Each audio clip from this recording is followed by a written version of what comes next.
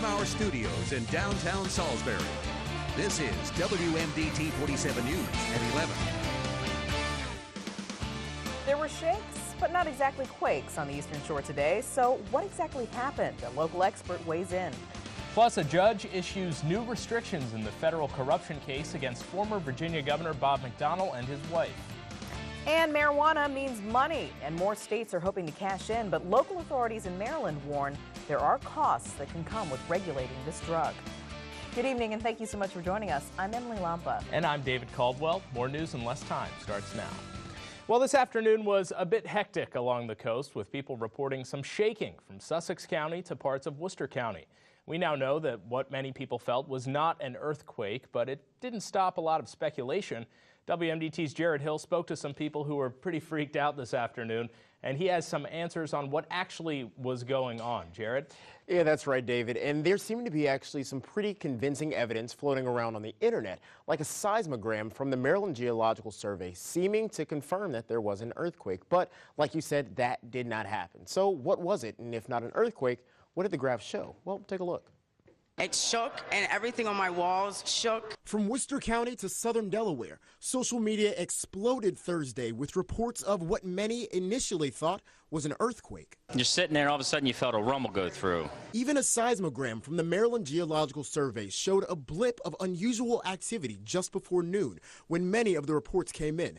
But that shake was no quake. You could tell immediately that it was not an earthquake signal. And usually if it's an earthquake signal, you'll have a very sharp peak. And then what happens is the tail of the event, it's also called the coda, tails off almost like in the shape of a cigar. To confirm their suspicions, local scientists turned to a geological center in New York, which has access to 10 seismometers up and down the East Coast, like this one in Georgetown, Delaware, none of which showed any activity. So what caused this blip? Geologists say it could have been almost anything, a truck or fallen tree branch near the reader. Sometimes it can be a piece of heavy construction equipment going right by a seismometer. In this case, according to the Maryland Emergency Management Agency, the Naval Air Station Patuxent was conducting 2 test flights off the Atlantic, which caused a sonic boom. All right, now, according to the Maryland Geological Survey, the only earthquake on record in Ocean City happened back in October of 1928. That's not counting the 5.8 magnitude earthquake felt on Delmarva in August of 2011. That one was actually centered in Virginia. David? Good to know, Jared. Thank you. And aside from feeling shakes and booms out there today, we also felt some crisp winter air. For more on what to expect, let's take it over to meteorologist Travis Michaels in the Weather Center. Hey, Travis. How's it going, David? Yes, we saw some chillier conditions today. Temperatures only reaching 38 for us here in Salisbury. Emily? Thank you, Travis. Well, from snow to ice and just plain cold, this winter kept kids across Maryland out of school for a number of days, and now we know how they'll have to make up for it. WMDT has confirmed that all 6 of the school districts on the lower eastern shore of Maryland will have to extend the school year. According to the State Board of Education, school has to be in session for at least 180 days. So far, 24 school districts across the state have either reached or exceeded their allocated snow days this season. And if you would like to see the list of the local counties forced to extend the school year, visit WMDT.com. In the battle over binge drinking on college campuses, 16 states, including Virginia, have banned high-proof alcoholic products, and now lawmakers in Maryland are contemplating a similar ban. WMDT's Jemmy Lee reports. Students will always find ways to get alcohol. It's the infamous drink commonly used in jungle juice at college frat parties. It's pretty popular, for sure. But partiers in Maryland could soon say goodbye to drinks like Everclear, GemClear, and Golden Grain. The state Senate just approved a measure to take alcoholic beverages with 190 proof or higher off store shelves. It's an attempt to curb the student drinking problem. Absolutely not. People are just going to find other stuff to do it. They may drink more alcohol than just the proof that's high. Alcohol is alcohol. I mean, it's sometimes it's stronger and sometimes it's not. While students don't think it's a solution, health advocates are convinced it will reduce the level of risk that kids are facing. If young people are trying to do any kind of harm reduction strategy, count drinks or something like that, they'll fail because they don't know that this is what's in the product they're drinking. A bottle of Everclear is more than twice as strong as a regular bottle of vodka. And when you mix it with juice, it makes it even more difficult to know your limit. Ryan Miller, owner of the Last Call Liquors in Salisbury, says he's not worried about losing business. If there's something a little less proof and they can drink something that even tastes better but is a little safer for you, I'm all for that. But for some, I might stock up. Jemmy Lee, WMDT 47 News.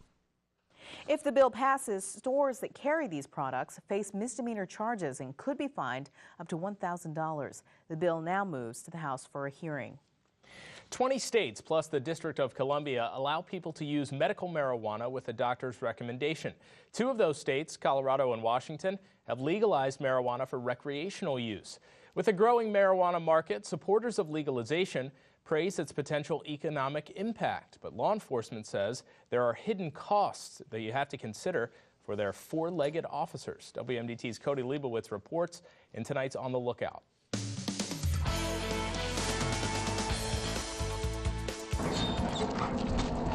Norby's knows illegal drugs. His job?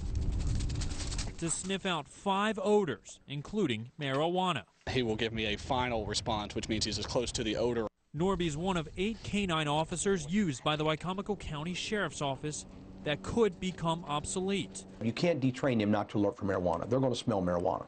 We'd have to get new dogs. Sheriff Mike Lewis tells us the county has the largest fleet on the shore. Salisbury police have just 1 canine unit.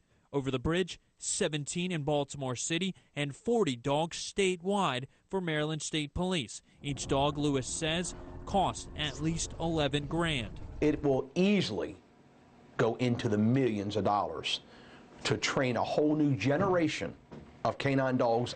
And what if a driver is pulled over and the dog detects a legal amount of weed, but also finds a different illegal substance, like cocaine? They would have a potential defense suggesting that the alert could have been on the marijuana. Sarah Love is an ACLU advocate for legalization. She admits the issue of retraining dogs should be examined. But for now, she says the benefits outweigh the questions. We are wasting our precious law enforcement resources. We have, a tremendous amount invested in law enforcement arresting individuals for minor amounts of marijuana. Cody Leibowitz, On the Lookout. In Wicomico County last year, there were 202 marijuana-related arrests. That's up 32% from the year before. And currently there are 11 bills to legalize marijuana on the table this year in Maryland. One plans to fix up the state's current medical marijuana laws, and another proposes ways to tax and regulate the drug, with the possibility of allowing anyone 21 or over to possess up to an ounce. We're told a number of those proposals will be discussed on February 25th. And now to your court news. Starting with a corruption case against former Virginia Governor Bob McDonnell and his wife Maureen. Today, a judge issued an order restricting the disclosure of certain documents such as personal and banking data. The couple has been charged in a 14-count federal indictment for allegedly accepting thousands of dollars in gifts and loans from the former CEO of a dietary supplements company in exchange for promoting his products. The McDonnells have pleaded not guilty. Their trial is scheduled to begin on July 28th. The wife of the man accused of waterboarding his stepdaughter testified today against her husband. Pauline Morse said in court that once she walked into the kitchen and witnessed Melvin Morse allegedly holding his stepdaughter's head under the faucet.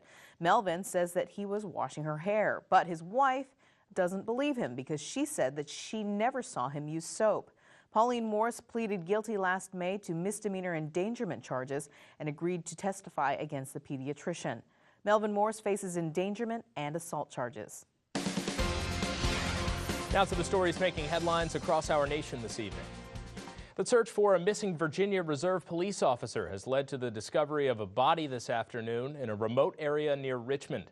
45-year-old Kevin Quick was reported missing on Saturday after he didn't show up at his girlfriend's house the night before. The body discovered today has yet to be identified. 2 siblings have been charged with grand larceny related to the theft of Quick's SUV. A 3rd sibling was also arrested on an unrelated charge. In Florida, attorneys presented their opening statements in the trial of 47-year-old Michael Dunn. Dunn is accused of fatally shooting 17-year-old Jordan Davis outside a convenience store after the two reportedly got into an argument over loud music. Prosecutors claim Dunn intended to kill the teen, while the defense argues that he felt threatened and fired in self-defense. The trial is drawing comparisons to that of the George Zimmerman and Trayvon Martin case. And on Capitol Hill, a bipartisan group of lawmakers are pushing for Congress to vote on whether the U.S. leaves troops in Afghanistan after the NATO-led combat mission formally ends this year. President Obama is reportedly weighing the possible U.S. presence in Afghanistan after 2014, though the military wants to keep 10,000 troops in the country. But the White House says the president won't leave any American forces in Afghanistan unless Afghan President Hamid Karzai signs a bilateral security agreement. And we're going to take a quick break, but when we return, we'll tell you how some pregnant women are making a quick buck. It's been called gross and unhygienic. We'll tell you all about it after the break. Can't wait. And why the FDA says men and women aren't created equal when it comes to the risk of having a stroke. We'll explain in your Family Health Report. Find these stories and more at WMDT.com. You're watching WMDT 47 News at 11 with Emily Lampa, David Caldwell, and meteorologist Travis Michaels with weather. WMDT 47 News continues right now.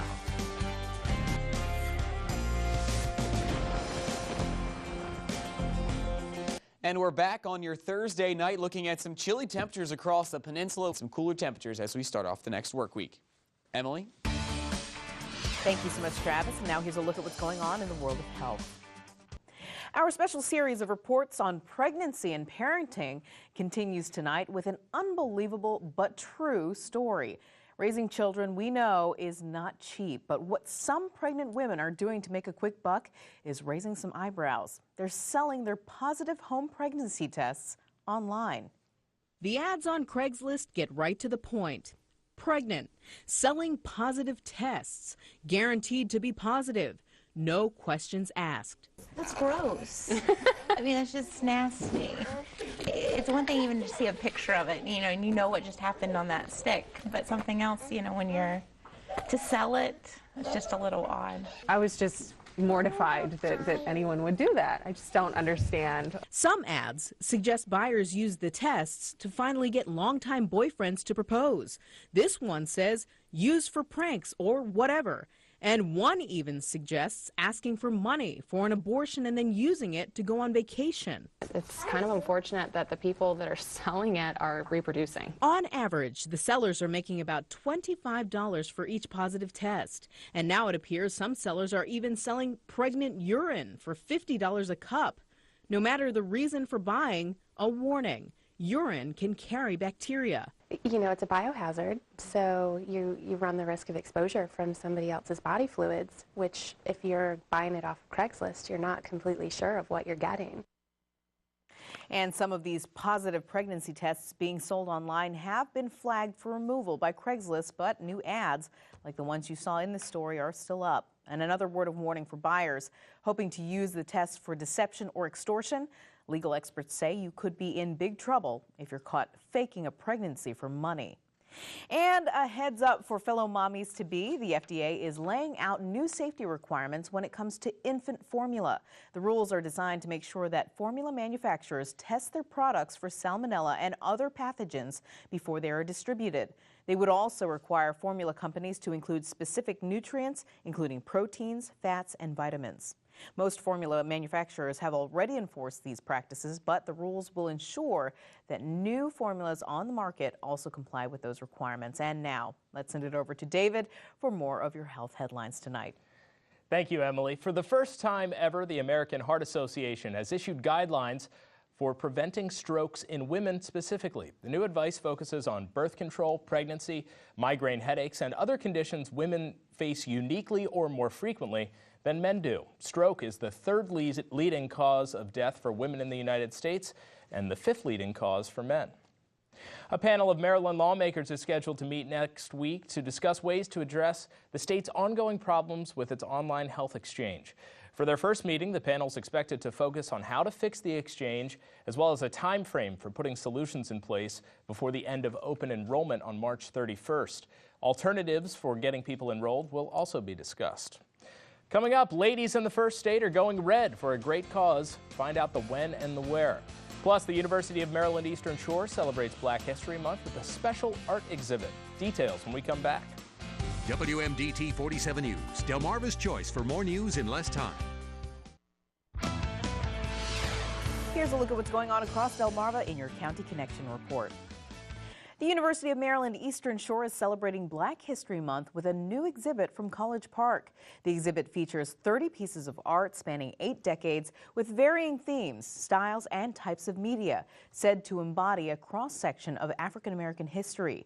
We spoke to the gallery director on why this type of art exhibit is so important.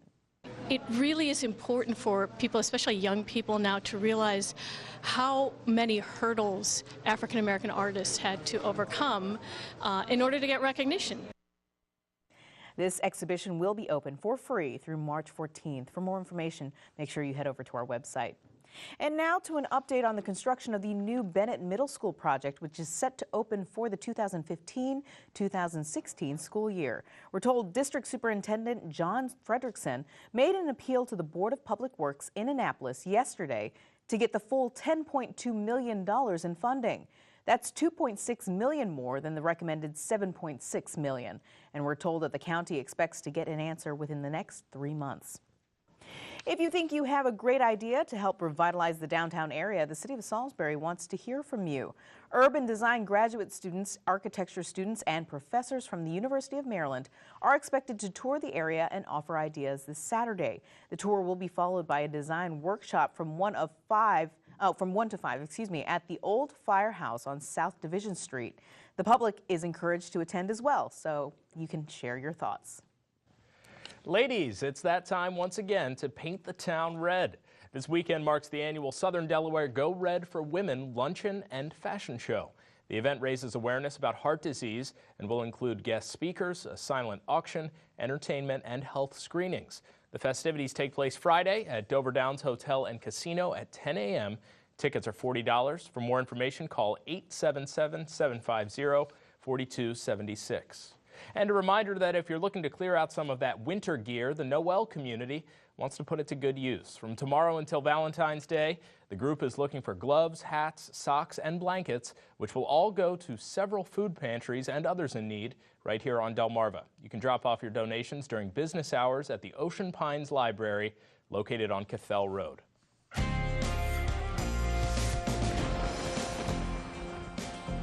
Well, for your Friday, looking at mainly sunny. We'll be right back with your Hollywood headlines. You're watching WMDT. Join us on Facebook at WMDT.com. Here are your Hollywood headlines. Tonight, folks paid their respects to Philip Seymour Hoffman at a wake in Manhattan. Police have been treating the actor's death as a suspected drug overdose, and 4 were arrested on drug charges in connection with this investigation. 1 was not charged, 2 others were later released. A private funeral for relatives and close friends of Hoffman is set for Friday, and in lieu of flowers, the family requests that donations be made in Hoffman's name to 2 charities, the Dream Yard Project and the Christopher and Dana Reeve Foundation. A memorial service will be held later this month. He sparked concern after being photographed wearing an oxygen mask in a wheelchair, but now Star Trek's Leonard Nimoy is coming clean about his health. On Twitter, Nimoy announced that he has chronic obstructive pulmonary disease, which is said to be caused by smoking. Nimoy said that he quit smoking 30 years ago and urged his fans to do the same, but despite his condition, the 82-year-old actor is still working, announcing that he just finished taping his comments for the upcoming Star Trek Fest. Selena Gomez quietly checked herself into rehab for 2 weeks last month. Her rep confirmed the news with People magazine, but stressed that it was not for an alcohol or drug problem. Back in December, Gomez canceled the Australian leg of her tour, citing the need to focus on her personal needs. No word on exactly what caused the former Disney starlet to voluntarily check in for treatment. And speaking of rehab, pop singer Kesha is postponing a handful of spring tour dates to focus on her health. Last month, the 25-year-old entered treatment for an eating disorder, a condition in which her mother publicly blamed her management team, claiming that they bullied her daughter about her weight. In a statement, Kesha said, quote, "All of your support during this time has been so amazing. I look forward to coming back stronger than ever on the next tour," end quote. Well, that's it for your Hollywood headlines tonight. Stay with us. After the break, Travis will have a last look at your forecast. Yes, he will. First, tonight's winning lotto numbers. Good luck to you.